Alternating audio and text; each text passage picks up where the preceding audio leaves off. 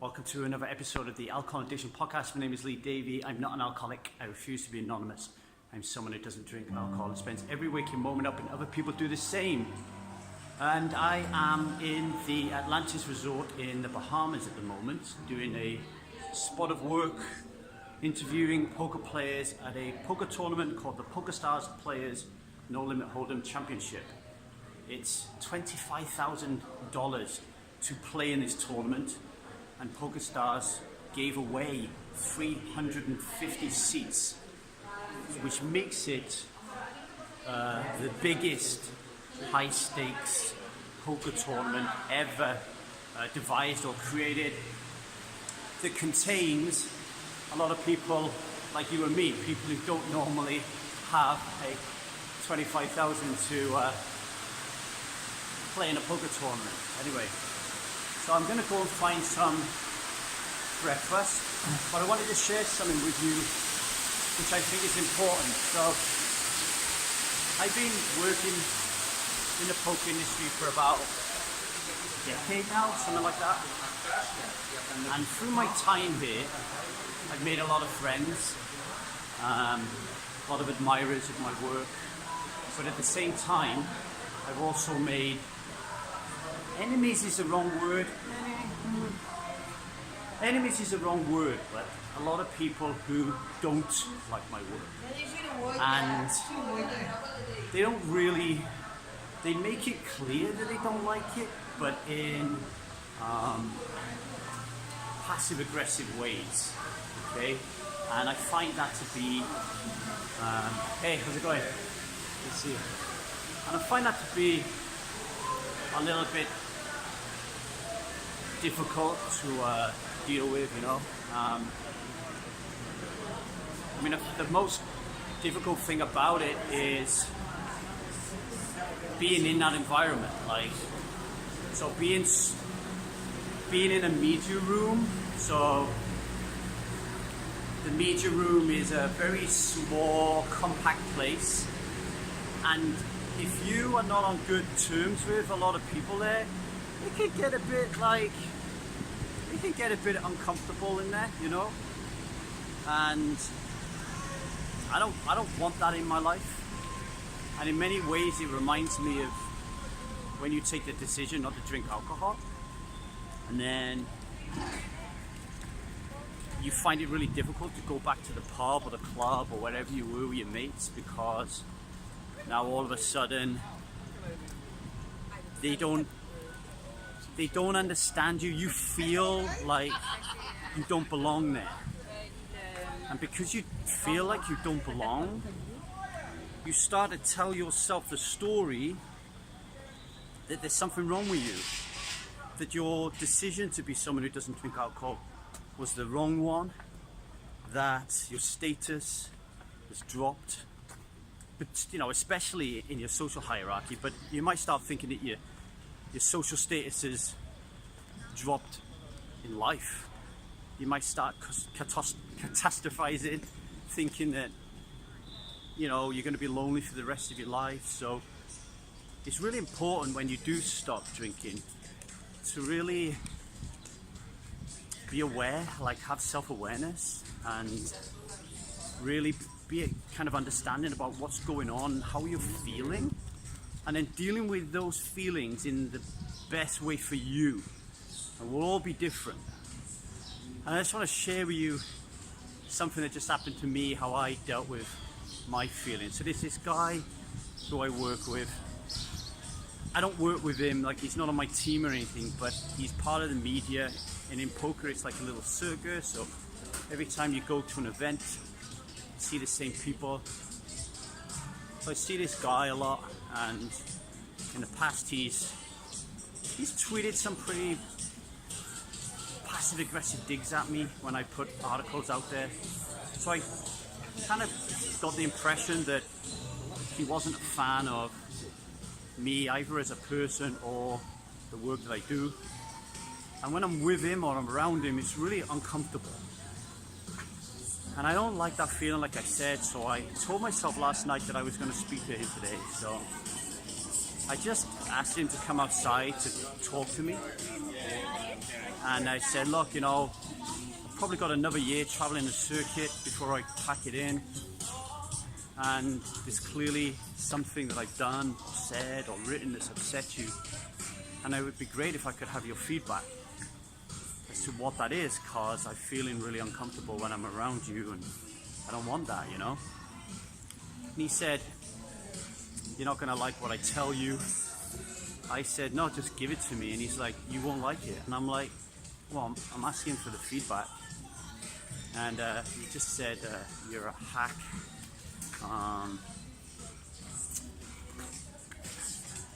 He said, what do you mean by that? He said, you damage the industry. You damage the industry with the very little research and effort you put into your pieces. He said, essentially, you're just somebody who sits by a keyboard and just types, just bangs away keys.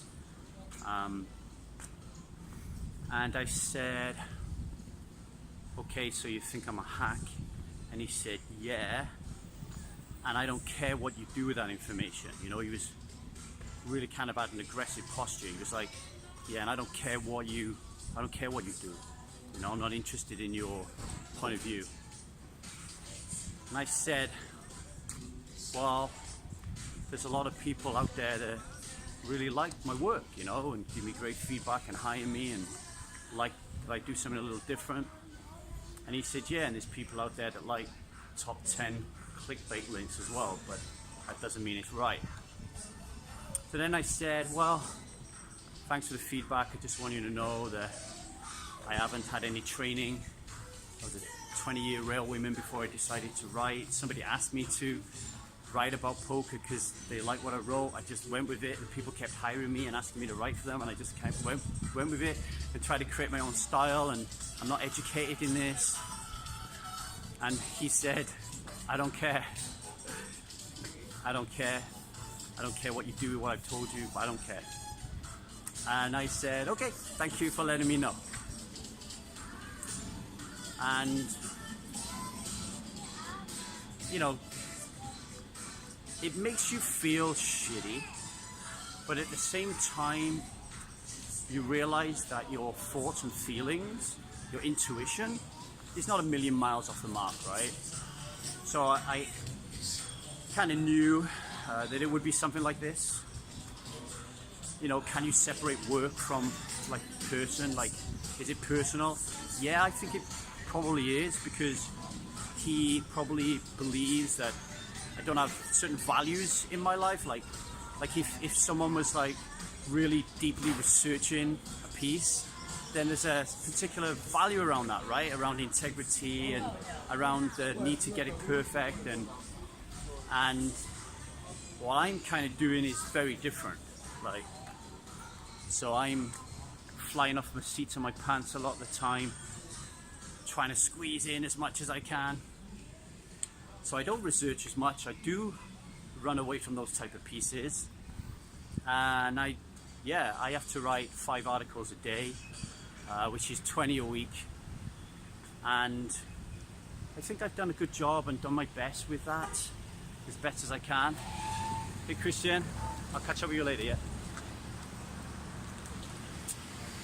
But there's a thing, like, when you seek out this feedback from people, it's really important what you do with it, right? So, like, I don't want to... You need to take stock of it. Like, I need to take stock of this and say, well, is he right? Am I a hack? No, I'm not. I'm not a hack. Do I just sit by the keyboard and bang out and just tap away like a zombie woodpecker? No, I don't. I really think about what I'm going to write. I try to put my own edge on it. I try to write in my style, which my readers are grown accustomed to, and I put a lot of effort into it. Am I bringing the industry down? Well, I don't know. Like, he would know more than me. I don't think so. I think that's a stretch. Is my work thoroughly researched? No, it's not. And would my work piss off educated, fully trained journalists? Yes, because everything I do goes against their rulebook. So if I want to remain in this industry, or to build up relationships with certain people in this industry, then I need to take some really serious stock of that feedback, right? I need to take some really serious stock of that feedback, and then I need to do something with it. Like, I either have to say, hey, I need a change, I need to listen to what this guy's saying, I need to change my style, or I'm happy with my style and I'm happy with what I'm doing, but then you have to come to terms with the fact that there will be people out there that won't like it. And I think it's the latter, you know? So I'm happy with my style, I'm happy with what I'm doing. Yes, I can tune it up a little bit now after listening to that feedback, but invariably not much will change, other than the knowledge and understanding that this guy and the people who work around with him, I now know why they have that beef. And it's the same when you become someone who doesn't drink alcohol, and people start to say that you're boring, or they want to hold you back, or whatever they're saying to you about your decision not to drink. I think it's important in that moment to really take stock and ask yourself, what do I want to do? Do I need to conform and change and be part of this group? Like, is that something I need to do? Or am I happy with what I'm doing and the choices and the decisions that I made? And if that's the case, then obviously certain people are not going to like that, and I'll be comfortable with that. And if you have decided to become someone who doesn't drink alcohol through the Truth About Alcohol philosophy, but then the answer is similar to mine in poker. You've got to turn around and say, hey, I am someone who doesn't drink alcohol. As a result of that, there are some people who are not going to align to those values. They're going to be afraid of them. There's going to be some cognitive dissonance emerging for them. There's going to be some defense mechanisms. And that is going to manifest itself, or it could manifest itself, in a behavioral pattern that I'm not going to like. Like, it's going to cause me pain and suffering. And I think in that moment, there will be an incredible urge to drink alcohol so you can fit in and be liked. So there's not now, but I imagine when I first came in this industry, there would be an incredible urge for me to conform and actually try to take on board this feedback and be that guy, you know?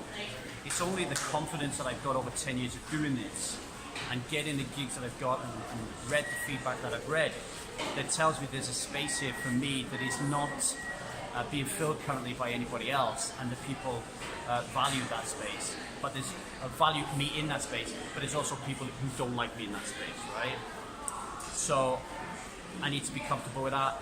I need to feel the pain and the suffering. I've just been walking around. Doing this is one good way. Like, if you feel that someone is, like, if someone's been honest with you about something and given you some feedback, particularly around why you're not drinking or how you're behaving in life towards them, and it's stung a bit, a good way is to, like, walk around recording it. You don't have to send it anyway, you just delete it straight away. But verbally expressing how you feel really helps the physical sensation of how you feel be done with, right? Like, so, like, when I had the feedback, I felt like a little bit sick to my stomach. My initial reaction is just to get stuck into the guy, because that's how I was raised. So I have to fight a lot of feelings, and I walk away very angry, feel humbled, a sense of humility, feel bad, but it's all in my gut. But as I'm walking away, my mind's clearing and I feel a lot better. And now, as I go back into the meeting room after I grab something to eat, when I see him, I'll be able to look him in the eyes with a lot of confidence and understanding that I know where he's coming from. I've heard him, and he's not going to be my friend, and I know where I am. I can just say good morning to him, and that's our relationship, you know, and I'm fine with that. So just bear that in mind. If you've got any questions on that whatsoever, let me know. My name's Lee Davey, I'm not an alcoholic. I refuse to be anonymous. I'm someone that doesn't drink alcohol and is seen in some circles in poker as being a hack. And that's got to be okay with me, and I got to get used to that. And I spend every waking moment of my life helping other people become people that don't drink alcohol, and to learn that it's okay not to be liked as a result of that, and how to learn to feel that as well. So take care of yourself and have a lot of fun. Bye bye.